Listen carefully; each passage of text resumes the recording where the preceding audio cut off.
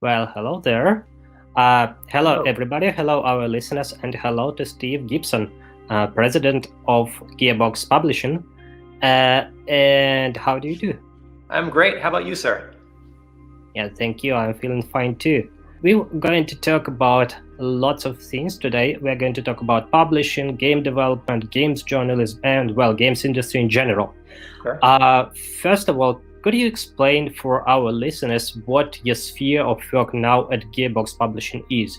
We, broadly, what we do is we try to take games that are being made, sometimes funded by us, most of the time funded by us, and make sure as many people see it in as many places as possible. So take any game that you like and you're wondering how it gets to work on a Nintendo Switch.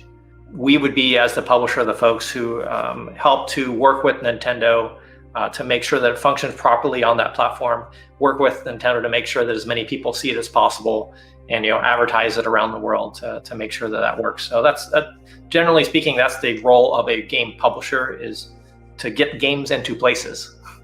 I'm also asking that because Gearbox transformed from being purely a development studio to a publisher recently, right? Maybe 5 years ago, right? Yeah. And I feel like most publishers right now, I mean big publishers, they started when there were still discs and, well, brick and mortar shops, right? And you are like in the wave of, let's say, new publishers that are digital first, right? And that started really recently. Can you very briefly describe the thought process behind that led to this decision that you have to start now publish games, not only develop them? That started with, we at Gearbox, we purchased the rights to Homeworld, the original Homeworld franchise, and many of us were very passionate about that, and we wanted to get that game into front of a bunch of more people. We wanted to remaster it and make it look even better. And so we were looking at, okay, we have this great game that we know people will love. How do we get it to people? And so we talked to a couple of publishers, because we were not a publisher. They said, well, we would do this, but only we want to sign you up for more Borderlands. Right? And this is the competition we had everywhere around. And it became apparent to us that if we want to get a game as great as Homeworld in front of as many people as possible, without signing away our own future for our other games, we just had to do it ourselves. So we went through that process, we figured it out, and then we did it. And then Homeworld Remastered launched a year and a half later. And we were very successful. And it kind of helps to have a great game, right? But we figured out a lot of those pieces. And once we figured out, hey, this is possible for us, we have a lot of the right people, we started building from that momentum right there with Homeworld. Do you think it's kind of a natural process that a game company grows? It acquires like more fans, its fan base grows, right? And it can convert this fan base to become a publisher, right? Or it's more like a risky thing that not every company that grows takes. Yeah, it is very risky for sure. The largest risk, when you look at a lot of developers who would wish to create a publisher, they're going to almost universally decide, well, because we want to publish our own games. Right? That's the thing. They want to get as close as possible to the customer and have a direct interaction, and that's a great decision for a lot of developers. I guess common mistake that we saw, that fortunately we hired enough to teach us to not do this mistake, was to only focus on publishing your own game. You need to hire a lot of people, spend a lot of money, build a lot of infrastructure, and then your game studio is only going to make one or not a lot of games. Traditionally, a game company does not put out a game every quarter. Right? So you build this big machine with all this infrastructure to be able to publish things. And you know what? Those people, they have a salary that you need to pay every month. And they're sitting there not actually making money on publishing games for the vast majority of that time. So that's what we did differently, was we said, okay, I want to build this machine to be able to reach customers, but I also need to understand the economics, really dictate that I should have other games coming through this, the same expertise, same skill set, same thing. Now it's mutually beneficial. Like, okay, I'm building a great publisher for Gearbox games. And at the same time, I also now have time to apply these same expertise to other people's games. I mean, it's smart for us as a business to do more games, and it's smart for Gearbox as a whole to benefit from that, ongoing experience and expertise being built. So that's what we did. We hybrid, right? We did both other people's games and our own games. And so far, the vast majority has been other people's games, and probably, will be for the near future until Gearbox software grows to a point where it starts putting out a game on its own every quarter, right? I feel like there's been, an opposition in the games industry, at least from gamers' perspective, between publishers and developers, like developers being these creative guys that make games, and they do it for the love and for the art, right? And publishers being these guys that make money and they are inherently evil. Sure. Right. So can you just try to debunk these myths? Oh, geez. I mean, like, there is always a scale of, as a game maker, where are you on the spectrum of artists, like the traditional for yourself, make your own creation artists, and commercial artists, where everything you make is wondering, I want to make this thing that I think most people will like, who will actually give me money for it. So that starts with the game maker. And so that's what you first have to understand is who is the game maker and who do they think they're making this game for? Is it just to entertain themselves, or are they thinking about the potential customer? And right there, when they make that decision, that is in fact already making decisions for money. As a game maker, say, you know what? I don't play co-op games, but I know a lot of people do. This is a game maker saying this sentence, right? And then they will make it co-op. Well, why did you do that? It wasn't for you. You're making decisions for commercial success. So that starts with the game maker who is already making some choices for that. Now you take the next layer up, say, okay, now you hand this to a publisher. Publisher's not making anything anymore, right? So now they're only the second part of the decision is like, oh, okay, so you made a co-op game right? Okay, now I, as a publisher, my decision making is like, okay, given that it is a co-op game, where would I spend my time and money to sell this, right? Where do I think that most people will convert on this, right? Or the most people who would see this would be excited to do that, right? So that is, in fact, yes, a commercial decision. So a publisher, their entire job revolves around whatever the game creator decided, how do I make it make more money? So yes, that's true. I can't debunk it because indeed, it is a commercial job. It is in fact, the entire job revolves around making sure whatever was spent to make that game, it makes more when you sell it. Yeah, but you can debunk the evil part. Oh, yes. Those parts, yeah. When you see things where a publisher announces, hey, record profit-breaking quarter, and then you see they lay off 15% of their staff, right? Like you see things like that happen. Yeah, I feel like yes. I understand the company you are referencing to.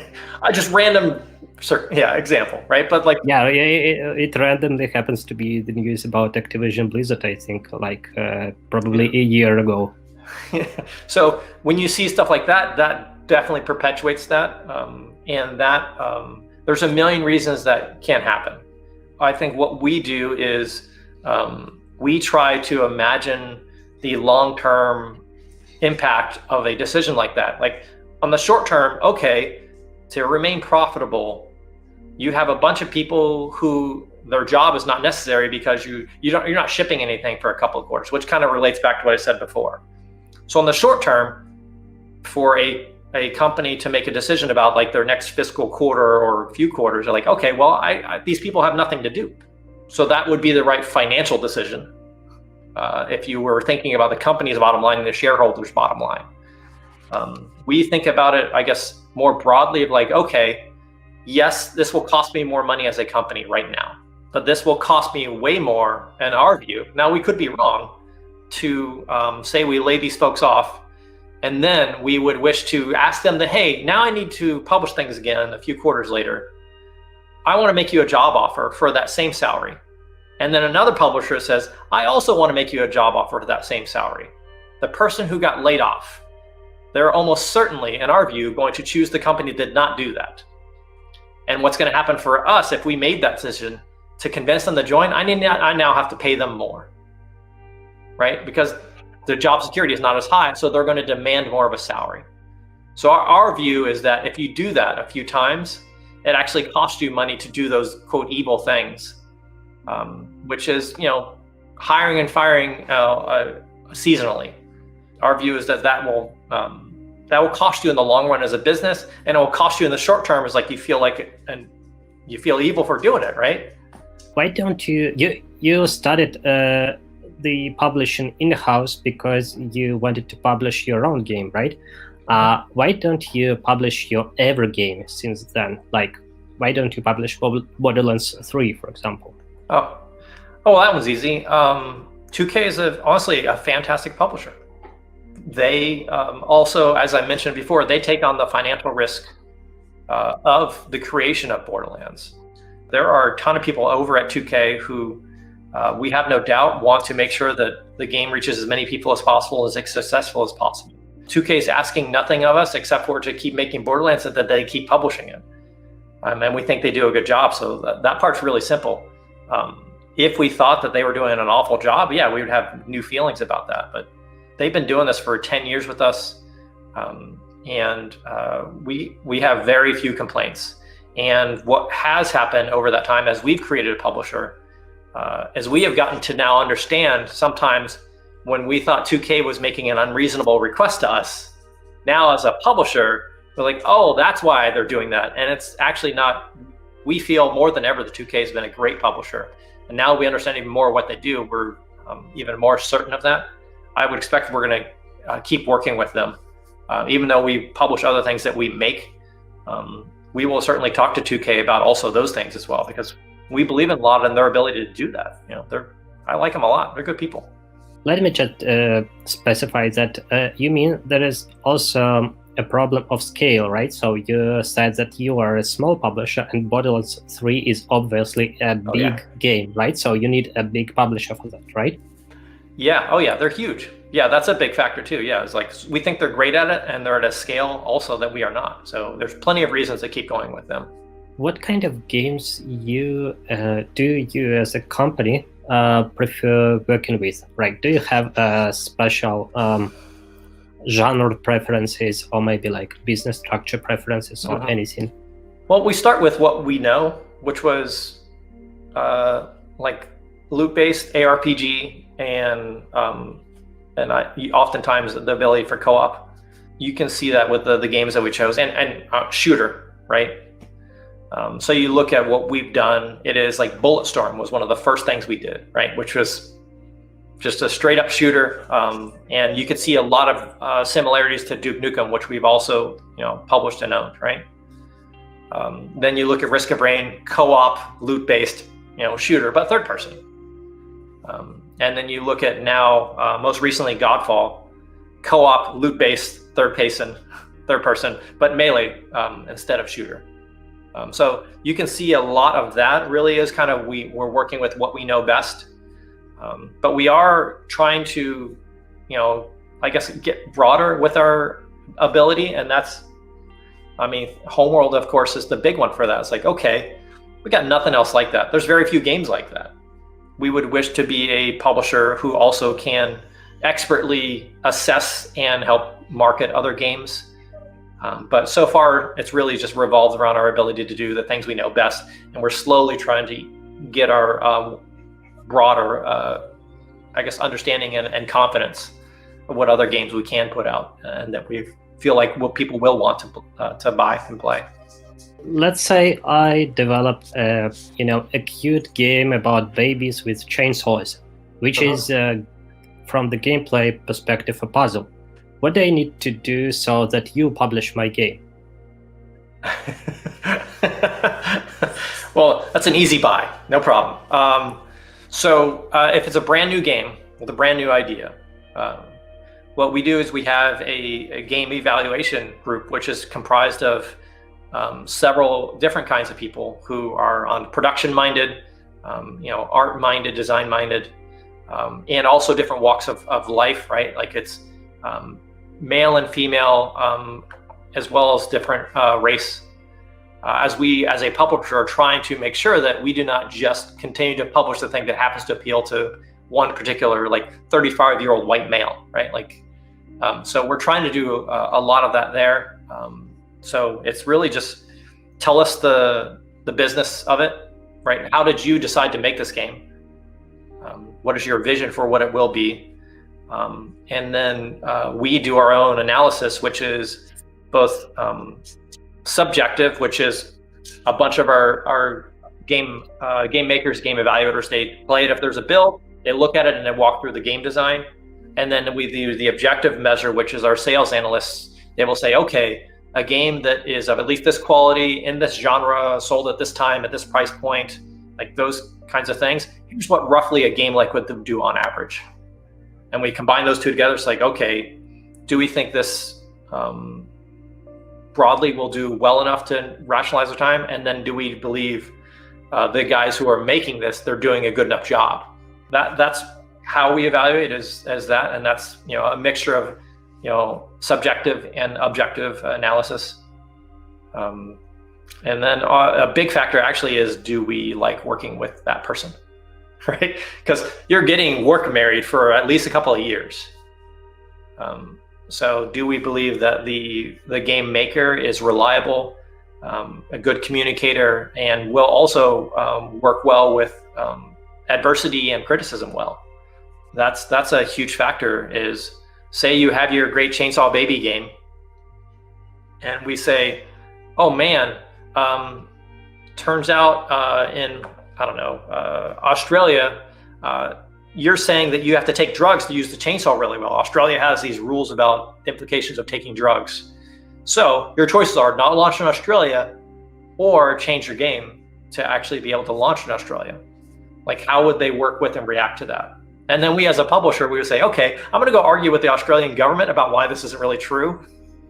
But those are the kinds of things that you need to do and understand the game maker will have to deal with if they want to have their game as many places as possible. Is understand there are regional, cultural differences.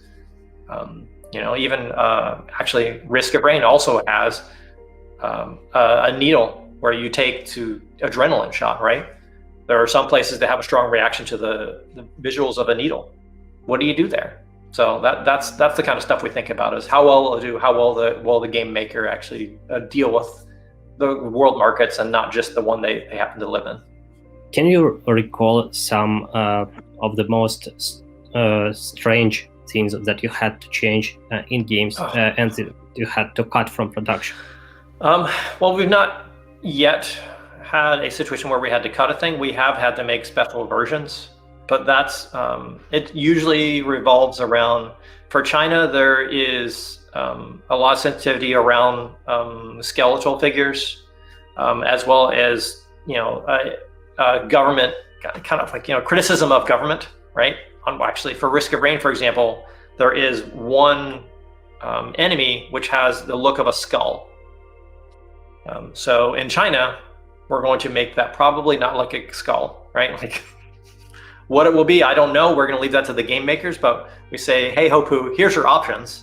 Either you don't officially launch in China, or you figure out a new creative way to make this bad guy scary but not skeleton. So we've been fortunate enough to not have major ones like that. But what I can also tell you is, also for China, for We Happy Few, the whole game, the entire game theme revolves around the idea as the government is tricking you, or the local government is tricking you into believing the world is one way when it's really another. We didn't even try. We're like, I understand that's probably a thing. So we talked with Compulsion, like, pretty sure we will not be able to change the entire game to account for this. So we didn't even actually officially submit, because we knew the whole theme would just be not compatible with the culture there. So that happens. But we know that going in. We as publishers, we understand every game that we would wish to work with. There are going to be things that different territories have different feelings about, and you need to decide as a publisher, like, you tell the developer, here's the thing, we're comfortable with the developer deciding whatever they do. The developer, at the end of the day, we need to respect what they would wish to do. So we do not show up saying, hey, I'll publish a game, but only if you change this. We need to first, as a publisher, say, I want to publish the game as he makes it or she makes it. And then tell the developer, but if you want to work well in France, here's what would work well in that territory. But we leave that to the developer. So that's what we need to decide first as a publisher. Take the game as it is. If we're not on board for that, we're just creating a bad relationship from the start. And were there any situations like that you approached a developer and told them that probably you should change this thing or that thing to enter the market or to perform better in this market, and they ultimately disagreed and didn't do that? Oh yeah, we've had that happen, certainly. But like, you try to very rarely do that, because if you do that enough, then it's you lose the heart of a game, right? Like you start trying to design by committee, right, or design by government sensitivities. Like that sounds like a disaster, because every culture and territory around the world has different things they're sensitive to. And you would have the most homogenized, boring game possible if you actually tried to speak to every culture and be sensitive to every culture. That sounds like a trap that we've tried to avoid. So we really, really keep it to edge cases where it's rare, and we leave it to the developer, and we understand and accept that if the developer says they don't want to, then we do not push it. We just outline the option for them. All right. So I would like to ask one last question about publishing and, Sure. Well, broadly, marketing. Yeah. The game. So you have been working in marketing for Gearbox for over 10 years, I think. And Sure. Could you just briefly name probably 3 things that changed 10 years ago and now, how they look when you market your game?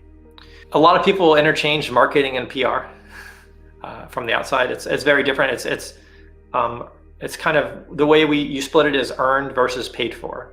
So PR is you've given no money to anyone, but you get on the cover of Game Informer, right, as a magazine. And that is because of a relationship where the editor at the magazine, they know that you make a great game, or they hear that you make a great game, and they want to tell the world about it. There's no money changing hands, so that's PR. That world has not changed a lot. It's just where PR spends their energy. Used to be PR would spend their energy more on magazines. Now they spend their energy more on online website stuff, and then more recently, it's generally referred to as influencers, right? Folks who will stream your game. So that's what has broadly happened there, is that where customers are is less at newsstands and more at streaming websites and static websites. So that's what has happened. What has also happened is, I think, beneficial to customers is what could happen, and does not happen nearly as much now, is what look like what we would call advertorials. Years ago, you would see some websites kind of cross the streams where say, hey, I heard that this publisher is going to spend $2 million buying ads on our website, but only if we do this preview, where we give it lots of attention and say how great it's going to be. That was a thing that happened more than I wish. Right? As a person who used to work on the website side of things, did see those pitches. That did happen. But fortunately, what the world we're in now is, because of streaming and influencers, there's no hiding what the game is. Like a couple of what we call bull shots, right? Which is, screenshots that were more flattering to the game than really the game would traditionally look like. Those barely happen now, because there's going to be a live stream of that game. You're going to see exactly what that game is.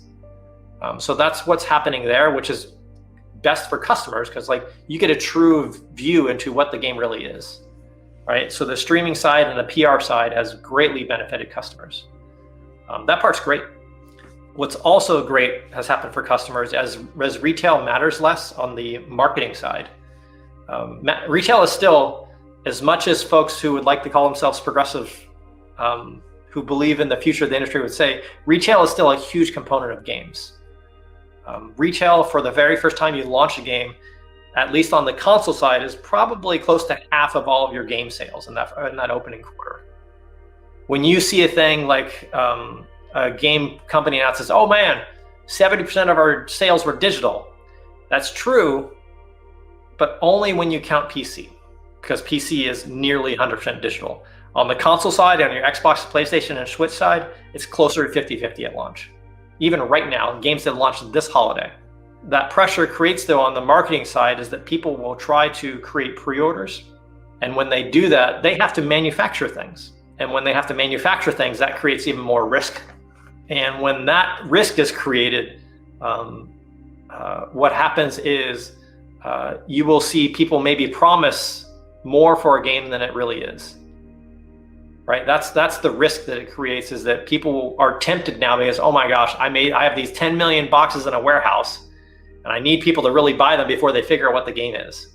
So that world is getting less and less. You're seeing much more transparent communication because that risk is no longer there nearly to the degree it used to be.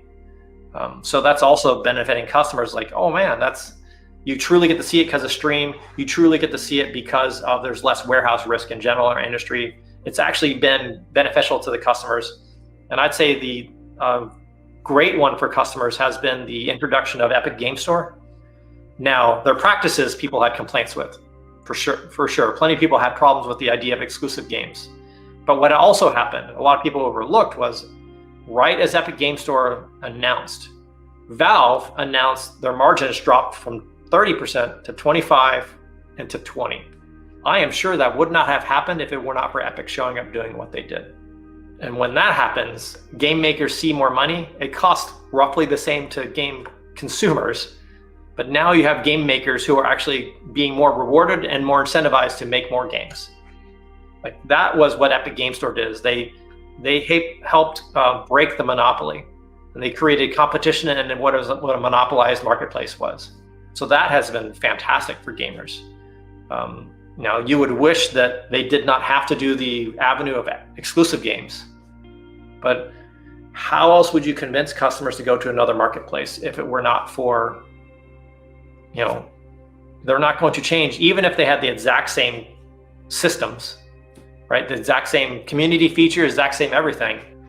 If it's the exact same game. Yeah, gamers usually say that you have to have like achievements and maybe chats. Sure. But even if, imagine they had all those things, would anyone switch? Yeah, I guess not. It's not like, it's just what everybody says. If you have this, basket and achievements and also cloud saves that did not exist when they launched. Yeah. And all these features, but I also feel that what made them succeed is, of course, exclusive games. Yeah, sure. And probably some curation, meaning that they did not accept every game at first, at least, and they just chose only high-quality games to accept their marketplace. Yeah, and that was the thing. It was the combination. It was like, I think all of us wish that exclusives were not necessary to convince customers to try. I think also all of us wish that the feature set was exactly the same and or better. I'm sure everyone feels that way. But the big thing that they contributed, which was they managed to get Valve to move. That to me was, that was a big deal for a lot of what customers will benefit from for years to come. So that part I think is a great move for all of us as both game publishers and game players, is to have options in the marketplace. That's why you want both Sony and Microsoft and Nintendo to all also succeed, right? You want competition in that market because that's what compels people to do better things. Yeah, and they also doing the same thing. Well, at least they started doing the same thing on mobile. Yeah, you saw that Apple announced that, they weirdly, suddenly they have this program where you only have to pay 15%. I feel like it's a very clever move for Apple because they suddenly turned the situation that now it looks like only big corporations try to defend their rights, not like the rights of all game makers. Yeah, I agree. It was clever of Apple, but also great. I don't care what the reasons are, right? It happened, and it happened because of competition in the market. I would like to talk about still earlier days, since you mentioned when you ran the website and when you worked as a journalist and later as the owner of the news website. So let's talk about Shack News, how it was created, how it started, and well, how what it became at the end. Okay. Well, I was always the owner because I was the founder. Yeah, I mean, you just probably, well, hopefully, stopped doing like the heavy lifting of writing everything. Yes. Yeah. Over years, I spent more time on all the other pieces. I started that when I moved from college in Texas to college in Florida. What happened in Texas was I got introduced to video games to a debilitating level, right? Like I started playing Doom 2, and man, I loved that. I then moved to go to college in Florida, just maybe 6 months after I started really playing games a lot. And when I moved there, I now knew no one, but I knew I loved video games. So I decided to create a website talking about next video games, which was Quake at that time. I did that, and I created a website to talk about the upcoming Quake launch, and then also sharing news and information about other related games, which was, a lot of Doom, right? Which was a small thing at the time. So yeah, that's what I started doing. I think that what that revealed is that a thing that my parents, I guess, really helped me put my finger on, is that my passion is not just playing games, which I do a lot of that, sure, but it is connecting people to games. Is what I've realized and that's a weird passion, right? Like you look at a lot of folks, they love making games. That's easy to understand. You love to make entertainment, or you love to entertain people, right? You like to be on stage and demonstrating, like, look at this great thing I'm doing. And I realized that I'm not either of those things. I like making sure people are aware of entertainment. Oh, that's just weird. But that's what I was doing during that time, was exactly that. I was just pointing out to people, hey, you should see this. This is really cool. And then I got really tired of working from home. Funny to say that now, but I got really tired of that. And so told my wife, I was like, I just can't, I cannot do this. I'm working insane hours. And I'm just stuck in this chair all day, and I'm not even getting to see the world, right? So I decided I want to sell. Just was like, I don't know what my next job is, but it's not this. So did that. I live in the same town as several friends who work at Gearbox. I declared, hey guys, I'm gonna sell. I don't know what I'm doing next. Sell it. And Randy Pitchford was there and nice enough to say, and he said exactly that. He's like, hey, I don't know what you're doing next, but I bet you it'll be fun. And I bet I would love it if you did it as part of Gearbox. And so he stuck his neck out with his coworkers and said, hey, I want to hire this guy. I'm not sure what he's going to do. Right? He's like, and so he convinced his coworkers and co-founders to hire me when it was not clear what my next job would be outside of, I guess, PR, right? Was really the pitch. And it's worked. And I've been very, very lucky for him to have given me the opportunity. Do you feel like this is a usual thing that game journalists do, converting from writing about games on, well, the news or reviews websites to working as a PR guy or marketing guy? That's the most common. Yeah, but I can tell you actually, when you look at the folks who I employed at Shack News, they are now about 60% from back then now working at game companies. They're working, I can rattle off, they're working at ZeniMax, Activision, Ubisoft, Gearbox, a couple of indies. The Firewatch, I can't remember the name of the studio, did that. But yeah, yes, it's very common. At least back then, because back when I was doing it, it was a much smaller industry, and also it was just, if you're passionate about games, you're just looking for a foot in the door, and that was it. Now, it's much more specialized. Both journalism and game making have elevated, right? Like, to be a game writer is not traditional writing. To be a game writer, you need to have a technical understanding, to be an effective one, about what you write, what that costs to put it on a screen. And that's true for movie writers, TV show writers. That's also true for game writers, right? Like, you need to have that understanding of how does that translate to dollars it costs to put that on a screen. We already talked about today how marketing changed for games.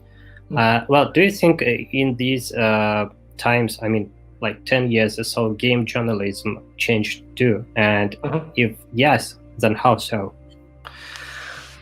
Yeah, I think it changed for the better. Very early on, it was, I would say, more just, let's just say, the entertainment weeklies of the world, where everyone's just a fan. There's no, or very little critical journalism. It was all really just centered around, here's this great new thing, we think you'll love it. And it's everything, you're gonna love it. It's video games, can't believe we have these.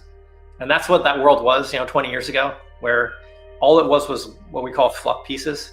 That was fun and exciting, but also young and immature, right? Because not every game is great. So what has happened over time is a few things. One is everyone got more experience, and they understood not every time is a great experience, right? Some games are not good, or some games are shipped before they should have been shipped, right? So that has changed, and now journalists have gotten a little bit more skeptical. And that's why you would actually call them journalists. I wouldn't call it journalism back when I did it, really. I would call that at best, like, communicating about games. So what has happened is more experience has happened and more skepticism has happened. And that's been good for game players to understand, like, when a journalist tells me about a game, if they say it looks good, there's a better likelihood that they actually mean it than it used to be.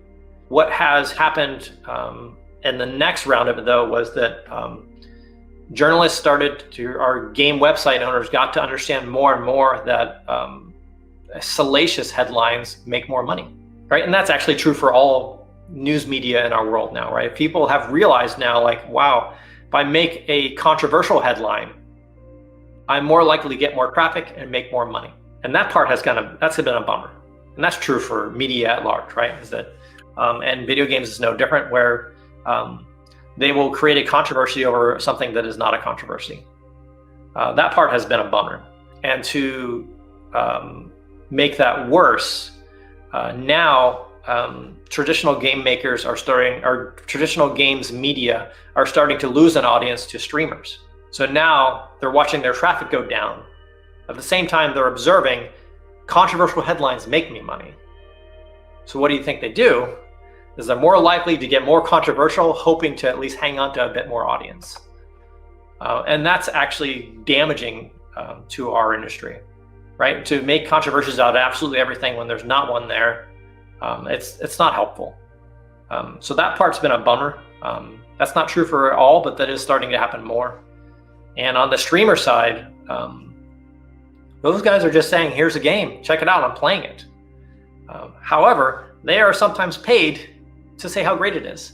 And customers have not yet fully gotten to the point where they're really tracking the idea that the streamer playing this game, acting like they're having fun, sometimes they're not, and they're just acting.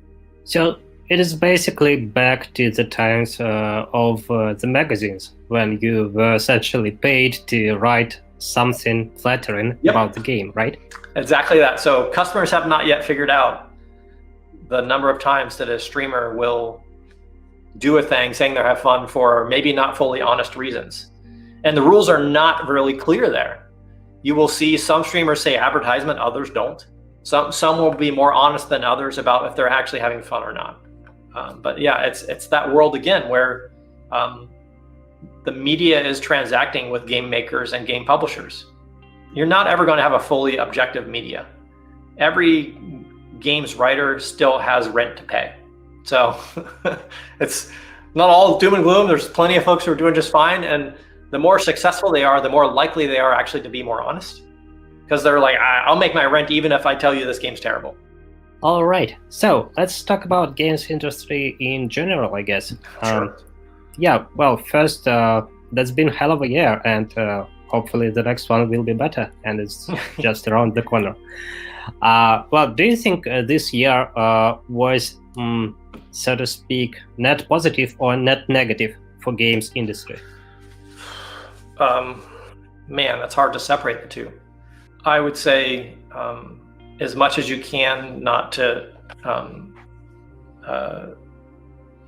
considering just the folks who are fortunate enough to have lived through this, which is not true for everyone.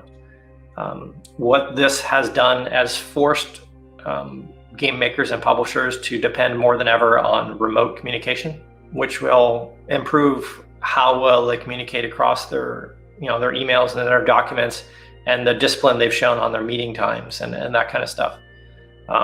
In that world, it has forced a greater discipline that will translate back to even when folks are back into an office. So that has trained discipline into an industry that certainly could use it, right? A lot of us get into video games because we like goofing off, right? So that part has been a benefit to how we communicate and work on games and getting them out to the world.